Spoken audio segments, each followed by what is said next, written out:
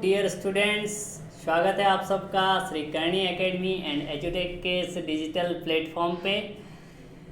ये एक digital platform है और बहुत अच्छा इनिशिएटिव है बच्चों आपके लिए, जहाँ पर हमारी टीम आपको एक क्वालिटी एजुकेशन देने के लिए प्रयासरत है। और हमारी यही कोशिश रहती है, यही प्रयास रहता है कि हर बच्चे तक जो है एक क्वालिटी एजुकेशन पहुँच जाए। वो बच्चा जो एफोर्ड नहीं कर पा रहा है अच्छी एजुकेशन, वहाँ तक भी हम लोग चाहते हैं कि वो एजुकेशन पहुँचे। तो आप लोग जो इस प्लेटफॉर्म से जुड़े हो और अगर आपको इस प्लेटफॉर्म से फ़ायदा मिल रहा है, अच्छी चीज़ें आप सीख रहे हो, अच्छे कॉन्सेप्ट आपके क्लियर हो रहे हैं, तो आप अपने नियर डियर है उनको भी इस चीज़ के बारे में बताएं, इस प्लेटफॉर्म के बारे में बताएं, ताकि वो लोग भी जो है इसका लाभ उठा सके। चलिए बच्चों, तो थर्मल फिजिक्स यानी अपनी जो ये है तापीय भौतिकी, कहने का मतलब भौतिकी की वो ब्रांच जिसमें हम हीट और टेम्परेचर के से डील करते हैं, वो हमने स्टार्ट कर दी थी। एक लेक्चर उसका हमने फिनिश भी कर दिया था। आई होप आपने वो लेक्चर देखा होगा और आपको क्लियरली समझ में आया होगा, एक कंप्लीट आइडिया आपके माइंड में आया होगा कि भाई सर जो है क्या पढ़ाने वाले हैं थर्मल के बारे में और क्यों इस ब्रांच को अलग से बनाया गया है, किन चीज़ों का हम अध्ययन करने वाले हैं। तो आज इसका सेकंड पार्ट है, द्रव्य के तापीय गुण। 11 चैप्टर जो है एनसीईआरटी का क्लास 11 का वो है। ये बातें तो आपको पता ही होगी, नहीं भी है तो मेरा फ़र्ज है बताने का। इसमें हम पढ़ेंगे ताप का मापन, जो कि लास्ट हमने कल छोड़ दिया था, और आदर्श गैस समीकरण और परम ताप क्या होता है इसके बारे में भी अध्ययन करने वाले हैं। चलिए जी, तो लास्ट क्लास के अंदर मैंने फॉर्मूला आपको बताया था ये वाला कि कोई भी टेम्परेचर स्केल जैसे टीसी है तो उसका हिमांक बिंदु और उसके टोटल भागों की संख्या ये बराबर होगी कोई दूसरा वाला टेम्परेचर स्केल, उसका माइनस कर दो हिमांक बिंदु और बीच के जो है 180 जो भाग हो रहे हैं वो लिख दो। फिर केल्विन की बात करते हैं भाई साहब, तो यहाँ पर 273 हिमांक बिंदु आता है और बीच के भाग 100 होते हैं। फिर अगर ह्यूमर की बात कर ले तो बीच के भाग 80 होते हैं और हिमांक बिंदु 0 होता है। 1 0 1 0 1 0 और 1 0 आपस में कट सकते हैं, मर सकते हैं। 2 से ये 5 टाइम कट सकता है, ये 9 टाइम कट सकता है, ये 5 टाइम कट सकता है और ये 4 टाइम कट सकता है। वही मैंने यहाँ पे लिखा है C/5, C यानी TC, F यानी TF, R यानी TR और K यानी TK और ये वाला। तो ये रिलेशन बन जाता है। अब एक दो सवाल करते हैं और चीज़ों को समझते हैं। चलिए साहब, तो यहाँ पर पहला सवाल लेता हूँ मैं। पहला सवाल,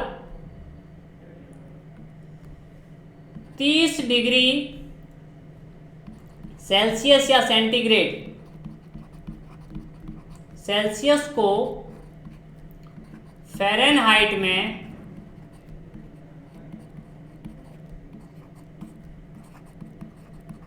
बदलो। 30 डिग्री सेल्सियस को फ़ारेनहाइट में बदल दो। चलिए साहब, कैसे? सर हमने पढ़ा है TC डिवाइड बाई 5 आया था TF -32 divide by 9। Okay, 30 degree Celsius है ना सर, TC की 30 रखो, बात खत्म, पैसा हजम। TF -32 डिवाइड बाई 9, कुछ नहीं करना साहब, ये कट पिट रहा है तो काट दो। ये 30 है, मैथ्स मेरी 9th 10th की थोड़ी आप समझ गए होंगे, गुणा भाग में नहीं करवाता, फिजिक्स पढ़ाता हूँ बस। अब ये फिजिक्स तो खत्म होगी, अब मैथ्स है भाई साहब, देख लेना आप, है ना। ये 6 बार कटेगा और 9 इससे मल्टीपल होके 9 6 आई थिंक 54 आना चाहिए और इधर आना चाहिए TF -32, ये इधर चला जाएगा तो 54 + 32 = TF और ये हो जाएगा 4 और 2 6 और ये 86 TF। गुणा भाग कहीं गलत हुए तो माफ़ कर देना, ठीक है ना। चलिए साहब, तो यहाँ पर इस तरह से बदला जाता है। बेसिकली मेरा यहाँ पर जो मेन मोटो था, मकसद था, वो आपको बताना था कि एक पैमाने से दूसरे पैमाने में कैसे बदला जाता है। चलिए दूसरा सवाल आपके सामने, वो ये वाला है। चलिए दूसरा, वह तापमान जहां TF तथा TC का मान बराबर हो जाए।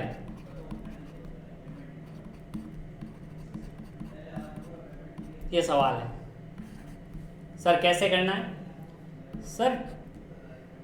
TC बराबर TF बराबर सर ले लेते हैं कोई भी T, दोनों ही T, ठीक है sir. Formula sir TC divide by 5, TC वो कटती है वो नहीं है, ये TC अलग है, वो जो TC रेलवे में होते हैं वो वाले भी नहीं है। चलिए साहब दोनों इक्वल है तो T रख दें, कोई प्रॉब्लम होनी नहीं चाहिए। T/5 बराबर हो जाएगा T minus 32 divide by 9, cross multiply कर दो भाई साहब, 9T बराबर 5T माइनस 32 इंटू 5, 9T से ये चला गया इधर, बन गया साहब 4T। 10वीं क्लास की याद करो, पक्षांतरण किया है, इधर आ जाएगा माइनस 32 इंटू 5, T बराबर आ जाएगा साहब minus 32 into 5 divide by 4। Sir आपने पहले गुणा नहीं किया, इसलिए नहीं किया ताकि डायरेक्ट से काट सकूं, 8, तो T बराबर आ गया माइनस 40। तो माइनस 40 पे चाहे सेल्सियस लो चाहे फ़ारेनहाइट लो, यानी सेल्सियस में कोई कह दे माइनस 40 है तो फ़ारेनहाइट में भी माइनस 40 आ जाएगा, यानी माइनस 40 डिग्री जो है वो है। अब वो फ़ारेनहाइट भी हो सकता है, वो सेल्सियस भी हो सकता है, क्योंकि दोनों बराबर होते हैं। तो ये कई बार पूछा जाता है एग्ज़ाम में, बहुत बार ऐसे सवाल पूछे गए हैं, तो आपको पता होना चाहिए। यहाँ से आपने सीख लिया कि भाई ऐसे किया जाता है। एक और सवाल जो आगे भी काम आएगा, स्क्रीन अब थोड़ा वाइट कर लेते हैं, ब्लैक पे काफ़ी देर तक हम लोग खेल चुके हैं, तो थोड़ा वाइट स्क्रीन पे आ जाते हैं कि भाई साहब 27 डिग्री सेल्सियस को या सेंटीग्रेड को, है ना, ये सेल्सियस लिखा हुआ है ना, तो फिर ये क्यों लिख रहे हो सर? केल्विन ऑलरेडी मैंने लिख दिया ना, केल्विन में बदलो। अरे कुछ नहीं है भाई साहब, आपको पता है TC डिवाइड बाई कितना, मैं पूरा ही कर देता हूँ -100, ताकि कोई काट पाट का डर नहीं रहे। TK इसका कितना होता है 273, हिमांक बिंदु और भाप बिंदु जो होता है वो होता है 373, भागों की संख्या 100, ये दोनों तो आपस में मर गए, तो TC बराबर हो जाएगा TK माइनस 273, TC दे रखा है 27, TK अपने को निकालना है -273। याद करो 6-7 की मैथ्स, कर दो पक्षांतरण, जाएगा उधर बना देगा प्लस का 273 ये और 27 ये, बन जाएगा 300 केल्विन बराबर 300 डिग्री सेंटीग्रेड। केल्विन में कितना हो जाएगा 300 केल्विन, सॉरी सेंटीग्रेड क्यों आएगा। चलिए वो रफ होगी स्लाइड्स, तो कितना आया था 273 प्लस 23, TK आया था, कितना आया था 300 केल्विन। अगर सेंटीग्रेड में कोई कह रहा है 27 डिग्री सेंटीग्रेड, तो केल्विन में कहेगा 300 केल्विन। चलिए आई होप बात आपको समझ में आई होगी कि मैं किस तरह से कह रहा था। ये प्रीवियस क्लास की बातें हैं जो आपको पता होनी चाहिए। चलिए नेक्स्ट बात करते हैं यहाँ पर।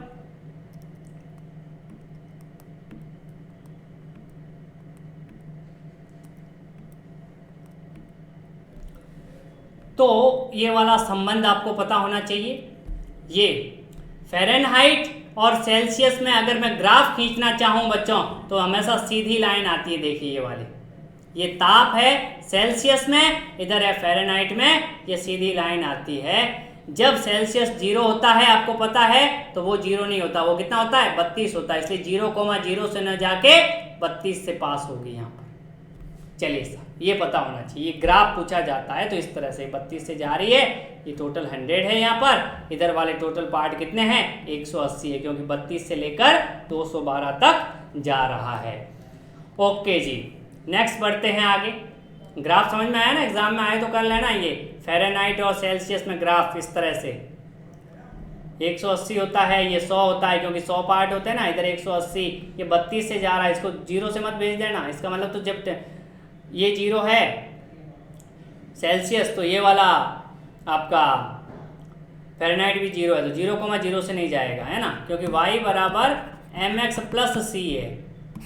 याद करो जब स्टार्टिंग में काइनेमेटिक्स में मैंने मैथ्स पढ़ाया था 1D के अंदर कि स्ट्रेट लाइन की मोशन इस तरह से होती है, वही बताया था ना, v = u + at पहली इक्वेशन, तो उसके लिए ग्राफ हमने ऐसे बनाया था, इस तरह से एरिया निकाल के, और वो सेकंड इक्वेशन भी प्रूव की थी, थोड़ा बहुत पता होना चाहिए।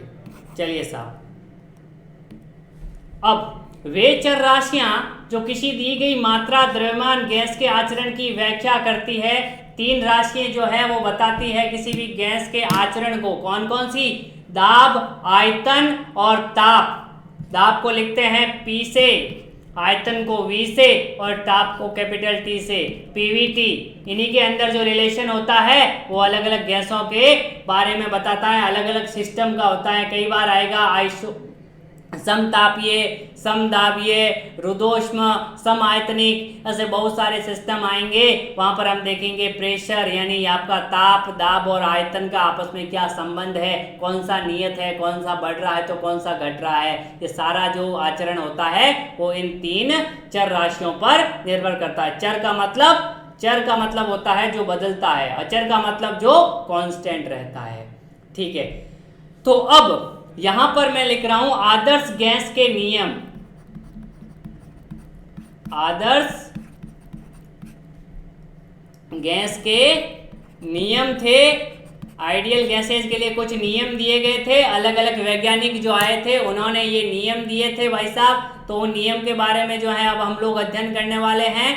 तो आदर्श गैस कैसी होती है? और दुनिया में कोई गैस आदर्श नहीं होती है, दुनिया में कोई आदर्श है ही नहीं।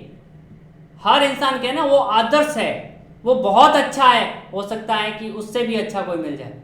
आदर्श कुछ भी नहीं है, नथिंग इज आइडियल। हर चीज रियल होती है, गैसें भी रियल होती है भाई साहब, गैसें वास्तविक गैसें होती है। आदर्श गैस नाम की कोई चीज नहीं होती है। आदर्श गैस एक अवधारणा है। जब आपको अणुगति सिद्धांत यानी चैप्टर नंबर 13 पढ़ाऊंगा तब आदर्श गैस कौन सी होती है, उसके गुण क्या होते हैं, उसके बारे में बहुत ज़्यादा बातें हम करने वाले हैं। अभी सिर्फ आप इन नियम के बारे में देख लीजिए, आपका काम हो जाएगा। ये चीज़ वापस आएगा, इसके ऊपर लिख दो ना, वापस आएगा, लौट के जरूर आऊँगा, है ना। जब 13 चैप्टर पढ़ाऊंगा तो आदर्श गैस के बारे में फिर बातें होगी। तो पहले आए थे बॉयल साहब, अब इनको ध्यान से देखना भाई साहब। अब यहाँ से आपकी केमिस्ट्री भी सही होगी और फिजिक्स भी। केमिस्ट्री में भी यही नियम है, फिजिक्स में भी यही नियम, बिल्कुल डीटो है साहब, बिल्कुल डीटो है। तो केमिस्ट्री के अंदर जो गैस वाला चैप्टर है वो अगर आपका यहाँ फिजिक्स में सही हो गया है तो वहाँ काफ़ी बस देखते ही समझ आ जाएगा। तो बॉयल नियम वहाँ पे भी आएगा, वहाँ पे भी चार्ल्स नियम आएगा, गैलुस्टेट नियम आएगा, एवोगाड्रो नियम आएगा, वही के वही ग्राफ आएंगे, वही प्रेशर वॉल्यूम आएंगे, वही फर्स्ट लॉ आएगा। बस थोड़ा बहुत साइन कन्वेंशन रहता है, वो आप केमिस्ट्री फिजिक्स में आपको बता दिया जाता है कि कौन सा प्लस कौन सा माइनस लेना है, बाकी बेसिक कॉन्सेप्ट चेंज नहीं होने वाला।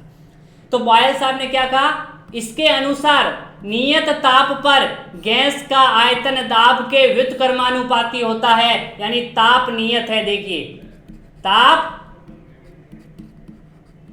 नियत है यानी T कांस्टेंट है, T नियत। तो गैस का आयतन दाब के व्युत्क्रमानुपाती होता है, यानी V is inversely proportional to P। इसका मतलब क्या होता है व्युत्क्रमानुपाती का? कॉपी में लिख दो कि प्रेशर यानी P बढ़ेगा तो V कम होगा। ध्यान दीजिए, इस तरह से गैस दबी हुई, वैसे खुली हुई है, इतनी सारी गैस है, इसको आप प्रेशर करके दबा दो, गैस छोटी हो जाएगी, इतने में समा जाएगी, है ना। ऐसे ऐसे पंप में पूरे में फैली हुई है, ऐसे पिस्टन से ऐसे दबा दो ताकि लीक नहीं हो, वो दब जाएगी, वॉल्यूम कम हो जाएगा। यानी दाब बढ़ेगा, दाब बढ़ेगा तो आयतन कम होगा। क्या होगा सब? आयतन कम होगा। कैसे सर? अभी एग्जाम्पल दिया। ओके सर, इसको कैसे करें? सर V बराबर, जब भी प्रोपोर्शनलिटी साइन समानुपाती का चिन्ह हटता है, कांस्टेंट आ जाता है, K/P, यानी P इंटू वी बराबर K। बस यही बॉयल साहब ने कह दिया है कि दाब कम होगा तो आयतन बढ़ जाएगा उतना कम, यानी दोनों का जो गुणनफल होता है वो कांस्टेंट रहेगा। मान लेते हैं कि 4 गुना दाब कम हो गया है तो आयतन अपने आप 4 गुना बढ़ जाएगा, ताकि दोनों का गुणा हमेशा क्या रहे, कांस्टेंट बना रहे। यानी इसको ऐसे भी लिखा जा सकता है, अपने नेक्स्ट स्टेप में इसको मैं यहाँ लिख रहा हूँ कि P1V1 बराबर P2V2 बराबर P3V3 बराबर dot dot dot dot PnVn, यानी जितना आपका प्रेशर इंक्रीज होगा उसके रिलेटिवली जो आपका वॉल्यूम है वो उतना ही डिक्रीज हो जाएगा। चलिए इसको थोड़ा और देखते हैं।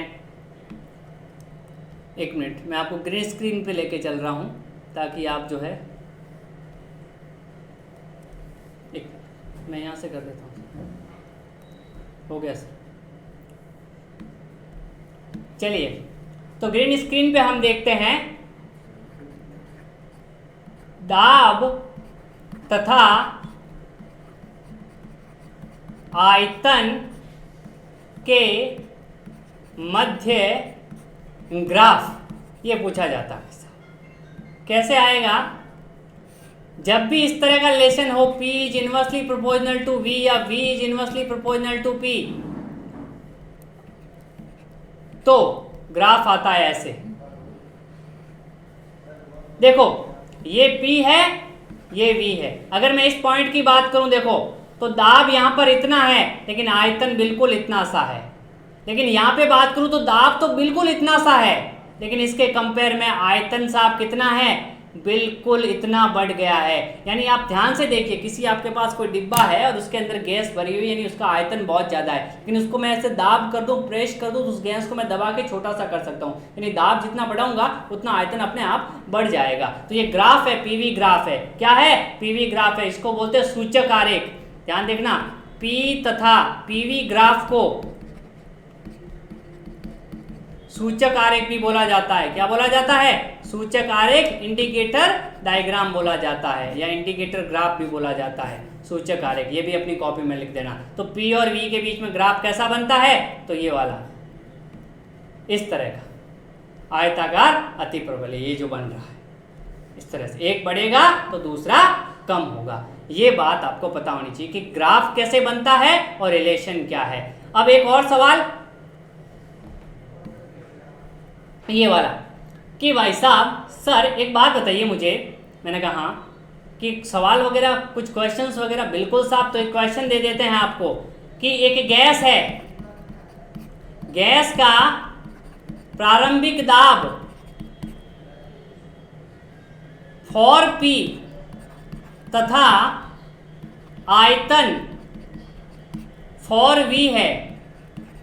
यदि ताप को नियत रखते हुए, ताप को, गैस कौन सी है, गैस आइडियल है भाई, नियत रखते हुए, ताप को नियत रखते हुए दाब 2P कर दे तो अंतिम आयतन होगा, आयतन होगा क्या। सर हमने पढ़ा ना P1V1 बराबर P2V2, बस रखना ही तो है सर। पहले दाब कितना, फॉर P, आयतन कितना, फॉर V, बराबर आगे दाब कितना, 2P। आयतन मुझे निकालना है, कैसे आ जाएगा सर, P से P खत्म हो जाएगा, ये 2 से कट जाएगा 2 टाइम, तो आयतन कितना हो जाएगा 8V इक्वल्स टू V2। अब देख लो 8 इंटू 2 16, 4 इंटू 4 16, पहले भी 16 था, अभी भी 8 और ये 2 16। कहने का मतलब दाब कम हुआ है तो आयतन बढ़ गया है। ऐसे सवाल पूछे जाते हैं कि वो इतना तो वो इतना, वो ऐसे तो वैसे, तो आपको पता होना चाहिए। चलिए साहब नेक्स्ट बढ़ते हैं आगे। बॉयल्स लॉ के बारे में पढ़ लिया, ग्राफ देख लिया। दूसरा है चार्ल्स ने अपना नियम दिया। चार्ल्स ने कौन सा दिया, दूसरा नियम, स्थिर दाब पर किसी गैस की निश्चित मात्रा का आयतन उसके परम ताप का मतलब होता है केल्विन में। परम ताप का मतलब क्या होता है? ताप किस में लेना है आपको? केल्विन में। कहने का मतलब बेसिकली ताप को केल्विन में ही लेना है। किसी स्थिर दाब पर किसी गैस की निश्चित मात्रा का आयतन उसके परम ताप के अनुपाती होता है। स्थिर दाब यानी दाब नियत है तो उसका आयतन ताप के समानुपाती होता है। यानी जैसे जैसे आप उसको गर्म करोगे उसका आयतन क्या होगा? बढ़ता रहेगा। यदि स्थिर दाब पर किसी गैस का निश्चित द्रव्यमान V है और परम ताप T है, यानी उसका द्रव्यमान V है और ताप T है, तो मैं क्या लिख सकता हूं? देखिए यहाँ पर बिल्कुल ब्लू स्क्रीन पे क्लियरली विजिबल होता होगा, मैं थोड़ा बड़ा लिख देता हूं, अच्छे से समझ आ जाएगा कि भाई साहब यहां पर हम लिख सकते हैं कि दाब का मतलब P क्या है? दाब साब नियत है, तो आयतन समानुपाती होगा किसके? ताप के। किसके? ताप के। यानी मैं इसको अगर मैथमेटिकल लिखूं तो मैं लिख सकता हूं इफ P नियत या कांस्टेंट, तो मैं लिख सकता हूं V इज डायरेक्टली प्रोपोर्शनल। अनुक्रमानुपाती या समानुपाती का मतलब होता है डायरेक्टली प्रोपोर्शनल, यानी एक बढ़ेगा तो दूसरा बढ़ेगा। व्युत्क्रमानुपाती का मतलब होता है एक बढ़ेगा तो दूसरा कम होगा, यानी वॉल्यूम इंक्रीज होगा अगर आपका टेम्परेचर इंक्रीज होता है। चलिए इसको भी ग्रीन स्क्रीन पे आके अच्छे से देखते हैं, है ना। चलिए ये तो काम हो गया था ना। देखिए चार्ल्स लॉ ने, चार्ल्स साहब, मैं साहब बोलता हूँ सारे वैज्ञानिकों को क्योंकि बहुत बड़ा बड़ा काम किया है ना, न्यूटन साहब, पास्कल साहब, सारे। चलिए तो इन्होंने कहा था कि P अगर कांस्टेंट है तो V प्रोपोर्शनल टू T, यानी V बराबर KT, यानी V बट्टे T बराबर K। बिल्कुल सही बात, V बट्टे T बराबर K, यानी ये दोनों का जो रेशियो है वो हमेशा कांस्टेंट रहेगा। यानी V1 बट्टे T1 बराबर होगा V2 बट्टे T2 बराबर होगा V3 बट्टे T3, और ये बराबर होगा डॉट डॉट डॉट Vn बट्टे Tn के बराबर। क्लियरली समझ आ गया? अब यहाँ पर सर ग्राफ बता दीजिए। सर V बराबर KT, यानी सर Y बराबर mx लिख दें तो Y की जगह V रख दें, कैपिटल V वॉल्यूम में, M की जगह K रख दें, T की जगह T रख दें। अरे सर ये तो आ गया ना, ये कैसे होगा सर? सर x बराबर 0 रखने पे y 0 आ रहा है, कोई सर अंतःखंड नहीं है। सर आपने बताया था ऐसे सवालों को ग्राफ आता है इस तरह से, काइनेमेटिक्स देख लेना पता चल जाएगा। 1D पढ़ाया था, सरल रेखा में गति, मूल बिंदु से जाएगा ग्राफ। ये क्या है? v है। ये क्या है? t है। ये थीटा अगर दे दें तो अगर मैं इसको बोलूं टेन थीटा, जिसको मैं बोलता हूं ढाल, किसके बराबर आएगा? तो VT ग्राफ का ढाल किसके बराबर आता है? आप कहोगे A के बराबर आता है, एक्सेलरेशन के बराबर। बिल्कुल सही कह रहे हो आप, पर यहाँ पर वो V और वो T नहीं है, वहां पर V भी छोटा था, T भी छोटा है। फिजिक्स के अंदर छोटे V का मतलब अलग है, बड़े V का मतलब अलग है। आपको कोई कह रहे हैं कि आप लिखो द्रव्यमान का मात्रक और आप लिख देते हो kg, ये kg नहीं है भाई साहब, वो KGF मूवी वाला वो kg, वो अलग हो गया। K भी छोटा, G भी छोटा। आपको कहे धारा का मात्रक लिखो, आप लिख दो भाई A एम्पियर, नहीं भाई साहब बड़ा ही लिखना है। तापमान का मात्रक छोटा K लिख दिया, गलत हो गया, बड़ा K। तो फिजिक्स के अंदर जो लिखते हैं उसका मतलब होता है। कोई भी चीज, कई बार क्वेश्चन में न्यूमेरिकल में हम फटाफट में लिख देते हैं, वो अलग बात है, बट अगर आप रियल में लिख रहे हो तो हर चीज का मतलब है। किसी चीज के आगे कॉमा लगा रहे हैं, किसी के आगे इन्वर्टेड, हर चीज। फिजिक्स में ऐसा नहीं है कि जैसा आपने, मैथ्स और फिजिक्स में यही डिफरेंस है। मैथ्स और फिजिक्स में यही डिफरेंस है कि मैथ्स में जो लिख दिया, मैंने लिख दिया y बराबर mx, बस लिख दिया, अब x क्या है y क्या मुझे नहीं सोचना है। लेकिन फिजिक्स में मुझे हर चीज़ सोचनी पड़ती है, यही फ़र्क होता है मैथ्स और फिजिक्स में, है ना। तो फिजिक्स को आप डायरेक्टली, इसीलिए मैं क्या करता हूँ, मैं कुछ बच्चों को क्या होता है कि फिजिक्स मैथ्स लगने लग जाती है, जैसे टफ इंटीग्रेशन, डिफ्रेंशिएशन, ग्राफ, सारे कुछ मैथ्स के यूज आते हैं। अरे मैंने क्या बोला शुरुआत से ही कि वो मैथमेटिकल टूल्स है, वो फिजिक्स में यूज आ रहे हैं, बस उनका यूजेज ही समझो।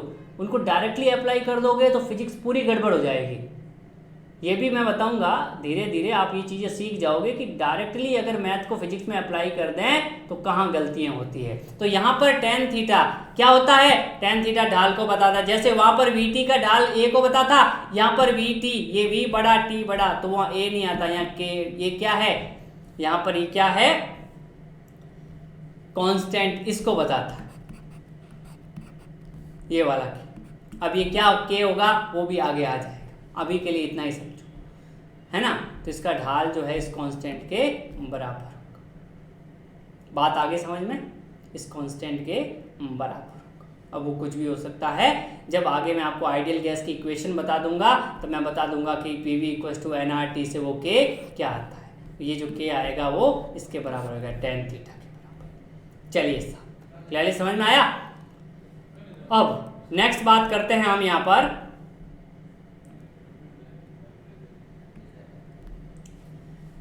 आइडियल गैस इक्वेशन के बारे में। आदर्श गैस का समीकरण, बड़े बड़े, जितने बड़े अक्षरों में लिख सकते हो, जितने तरीके से उसको सजा के लिख सकते हो लिख लो, क्योंकि इस पे बहुत ज़्यादा चीज़ें होने वाली हैं अभी, बहुत ज़्यादा। आदर्श गैस समीकरण हाइपोथेटिकल कॉन्सेप्ट है ये, कि ऐसा कुछ होता होगा, प्रैक्टिकली तो ये पॉसिबल ही नहीं है। प्रैक्टिकली किसी वायर का रेजिस्टेंस जीरो हो ही नहीं सकता, प्रैक्टिकली कोई इनर्शियल फ्रेम हो ही नहीं सकती, यानी जड़त्वीय निर्देश तंत्र हो ही नहीं सकता, सब कुछ रिलेटिवली मान लिया है। पी वी, जैसे हम अर्थ को मानते हैं ना, तो अर्थ को हम मानते हैं कि वो जड़त्वीय निर्देश तंत्र है, पर मून पे बैठे हुए के लिए नहीं है, क्योंकि मून वाले के लिए अर्थ जो है रोटेट कर रही है। ठीक है, वो थोड़ी हाई लेवल की बातें हैं, धीरे धीरे वो भी समझ आ जाएगी जब हम मैकेनिक्स पढ़ रहे हैं, न्यूटन्स लॉ ऑफ मोशन जो पढ़ रहे हैं मेरे साथ, उनको पता होगा कि क्या होता है। पी वी बट्टे टी, पी वी बट्टे टी, चलिए साहब, इक्वल्स टू म्यू आर, कहाँ से आया है, जो चार्ल्स का जो लॉ था ना कि वी बट्टे टी बराबर कांस्टेंट, और बॉयल का लॉ था P V equals to constant, इन दोनों को मिला के, यानी इसको मैं बॉयल्स को बी और चार्ल्स को सी करूं तो सी बी जो है, इन दोनों ने मिला के एक नियम बनता है, ये वाला आइडियल गैस का नियम।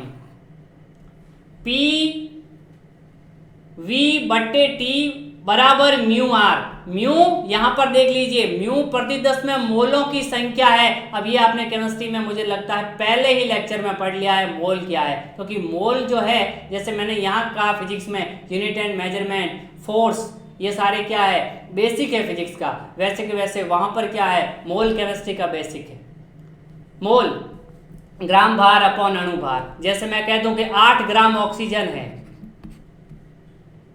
ऑक्सीजन है 8 ग्राम ऑक्सीजन, गैस बोल दिया मतलब वो O2 की बात कर रहा है, तो उसका अणुभार 32, ये 8, इसके मोल 1/4, जो भी आप मोल निकाल रहे हो वो यही तरीका होता है, मोल निकालने का यही तरीका होता है, ग्राम भार बट्टे अणुभार, है ना। तो वो आप अच्छे से केमिस्ट्री में पढ़ लोगे कि मोल क्या होता है। आई थिंक मुझे आपको ये नहीं बताना पड़ेगा कि भाई मोल को सर कैसे निकालते हैं, बाकी मैं थोड़ा आपको बेसिक आइडिया बता देता हूँ कि O2 कैसे आ गया। तो ऑक्सीजन का होता है 16, एक ऑक्सीजन और मिला है 16 है, तो बन गया है 32, लिया कितना है 8 लिया है, तो 8 बत्ते 32 जो भी मोल आएगा। अब यहाँ थोड़ा फिजिक्स में आप ध्यान रखना कि अगर ऑक्सीजन बोला है तो कोई प्रॉब्लम नहीं, लेकिन ऑक्सीजन गैस बोला है तो वो O2 की बात कर रहा है, वो अकेले ऑक्सीजन की बात नहीं कर रहा है। तो आप ये केमिस्ट्री में ये चीज़ अच्छे से कर लेना मोल, ताकि आपको फिजिक्स में दिक्कत ना हो।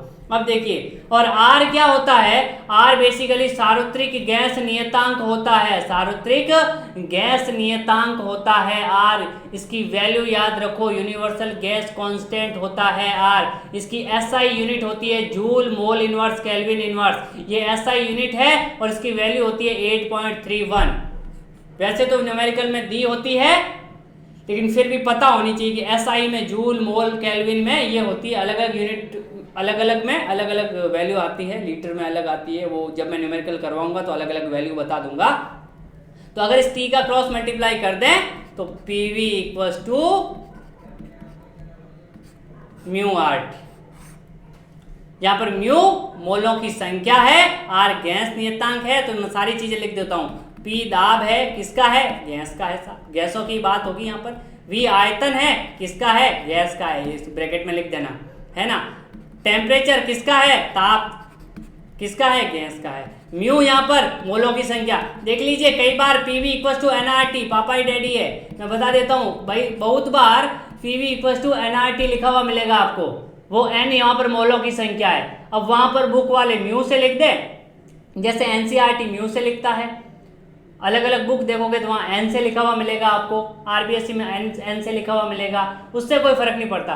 बोल दिया है N और म्यू यहाँ पर क्या है? मोलों की संख्या। और मोल कैसे निकालते हैं आपको पता हो गया होगा, है ना। अब मोल सर ग्राम बार और अणुबार से भी नहीं निकलते हैं, कितने कणों की संख्या है बटो एक मोल में कितने कण होते हैं, 6 पॉइंट जो भी आपका वैल्यू होता है ना, 23 जिस पावर में, वहां से भी निकलते हैं। तो मोल निकालने के तरीका ही हो, आपने मोल कॉन्सेप्ट में पढ़ रखे होंगे, तो वहां से मोल निकाल सकते हैं। वैसे फिजिक्स में आपको ज़्यादा मोल निकालने की जरूरत नहीं है, मोल भाव की जरूरत नहीं है, वो दे देगा ऑलरेडी, उसको पता है भाई साहब, इससे केमिस्ट्री नहीं, इससे फिजिक्स ही पूछनी है, वो मोल आपसे बोल देगा कि 2 मोल है, 3 मोल है, 5 मोल है, तो आपको निकालने का ज़्यादा झंझट नहीं रहेगा। बट आप PCM तीनों पढ़ रहे हैं, मैं तो सिर्फ फिजिक्स पढ़ा रहा हूँ, तो आपको तो नॉलेज होना ही चाहिए इसका, है ना। बाकी आप केमिस्ट्री में बहुत अच्छा सीखोगे, अगर आप लेक्चर अटेंड कर रहे हो, रेगुलर केमिस्ट्री की क्लासेस देख रहे हो, तो मुझे नहीं लगता कि आपको कोई डाउट मोल वगैरह में रह रहा होगा।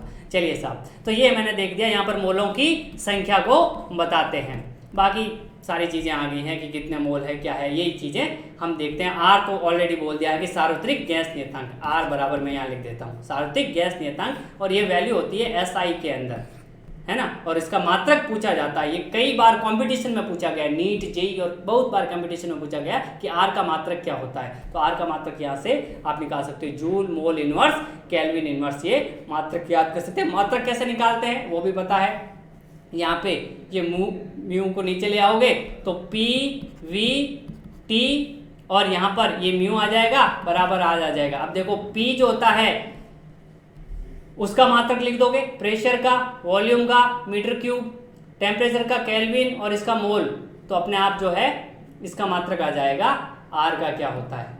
चलिए, अब ज़्यादा बात है मात्रक वगैरह के बारे में, सेकंड चैप्टर में बहुत PhD की है, तो आप आराम से निकाल सकते हो। ये आ गया मेरे पास आइडियल गैस इक्वेशन, बस PV इक्वल्स टू μRT या NRT जो होती है वो आदर्श गैस का समीकरण होती है। अब यहाँ से चार्ल्स लॉ फटाफट प्रूव कर देते हैं 1 मिनट के अंदर, तीनों लॉ जो है, एक और लॉ है वो मैं बता देता हूँ आपको। गैलुसेक का नियम है, स्थिर आयतन पर किसी गैस का निश्चित द्रव्यमान का दाब उसके परम ताप के समानुपाती होती है। यानी क्या देखा है, दाब परम ताप के समानुपाती होता है। अब यहाँ पर मैं आइडियल गैस से प्रूव कर रहा हूँ फटाफट, क्योंकि अब वैसे तो आइडियल गैस बाद में आया है, बहुत सी कोचिंग्स में आपको पहले ही आइडियल गैस बता दिया जाएगा, और उसके बाद तो वहाँ पे ध्यान देना, पहले नियम आए उसके बाद वो जो है आइडियल गैस का कॉन्सेप्ट जो है वो बना है। चलिए साहब, तो ये मैं अब आइडियल गैस से बता रहा हूँ कि PV बराबर NRT, अब सारी चीज़ें अपने आप कंप्लीट हो जाएगी। अब इसने क्या कह दिया है कि दाब परम ताप के समानुपाती, आयतन स्थिर है। चलिए साहब, तो मैं यहाँ पे क्या कर रहा हूँ, आयतन को स्थिर कर देता हूँ, तो मैं लिख सकता हूँ P बराबर NR/V और T। ये R वैसे ही कांस्टेंट है, नंबर ऑफ मोल कांस्टेंट है, R की वैल्यू कांस्टेंट है, नंबर ऑफ मोल कांस्टेंट है, और V हमने कांस्टेंट कर दिया, यानी सारी चीजें कांस्टेंट हो गई ना भाई साहब। तो P बराबर क्या हो जाएगा, इस सबको एक साथ लिख देता हूँ, K इंटू T, K छोटा बड़ा कुछ भी लिखो, यहाँ पर K कांस्टेंट है, ये बता देना।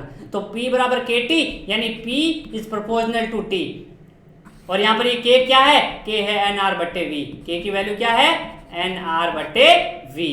Very good. यहाँ पे P और T में ग्राफ कैसा आएगा, तो सर देखो ये P है और ये टेम्परेचर T है, तो P ये वाला ग्राफ आएगा, बिल्कुल आएगा, क्योंकि y बराबर mx। यहाँ पर थीटा, अब देखो थीटा क्या होगा, यहाँ पर tan थीटा बराबर होगा k, और k किसके बराबर है इस फॉर्मूले में, NR/V के बराबर। वही मैं बात वहां बताना चाह रहा था, क्योंकि जब मैं आइडियल गैस बता दूंगा तो पता चल जाएगा। तो k किसके बराबर है, NR/V के बराबर है। जल्दी से एक और ग्राफ जो मैंने बताया था, चलो इस स्क्रीन पे आते हैं, मूव करते हैं फटाफट से, पॉइंटर ऑप्शन इरेज करते हैं सबको। PV बराबर NRT या μRT, उससे ज़्यादा कंफ्यूज नहीं होना है। अब देखिए भाई साहब कि मैं कर दूं T कांस्टेंट यानी कुछ भी नियत, तो देखो PV, N कांस्टेंट है ही, आर कांस्टेंट है ही, टी को मैंने कांस्टेंट कर दिया, तीनों constant, P V equal to constant. कौन सा? Boyle's law, BL Babulal, Boyle's law.